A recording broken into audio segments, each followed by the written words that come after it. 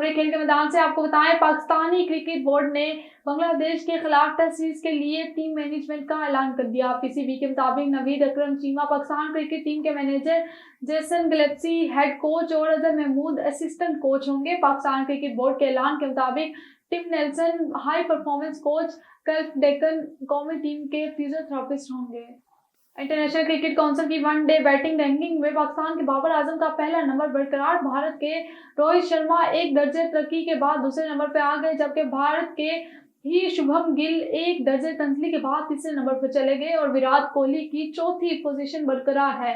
Bowlers में जनूबी Africa के किशुब महराज की पहली और जोश हेजलवुड की दूसरी पोजीशन बरकरार है। पाकिस्तान के शहीन अफरीदी बॉलिंग रैंकिंग में 2 दर्जे तरक्की के बाद 7वें नंबर पर आ गए। और आपको बताएं, गवर्नर खैबर पख्तूनख्वा फैसल करीम कुंडी ने कहा है कि अब संजीदगी से हुकूमत को खिलाड़ियों को सपोर्ट करने की जरूरत है। आलमी चैंपियन अरशद नदीम की गवर्नर हाउस में गवर्नर खैबर पख्तूनख्वा फैसल करीम कुंडी से मुलाकात हुई। गवर्नर खैबर पख्तूनख्वा ने अरशद नदीम को मुबारकबाद दी। गवर्नर ने अरशद नदीम को शील्ड पेश की और रवायती पगड़ी भी पहनाई। इस मौका पर गवर्नर खैबर पख्तूनख्वा फैसल करीम कुंडी ने कहा कि आज मुख्तलिफ शोबों के लोगों को मदऊ किया है। इस सूबे ने बहुत कुर्बानियां दी हैं। पाक फौज, पुलिस और आम शहरी दहशतगर्दी के खिलाफ जंग लड़ रहे हैं।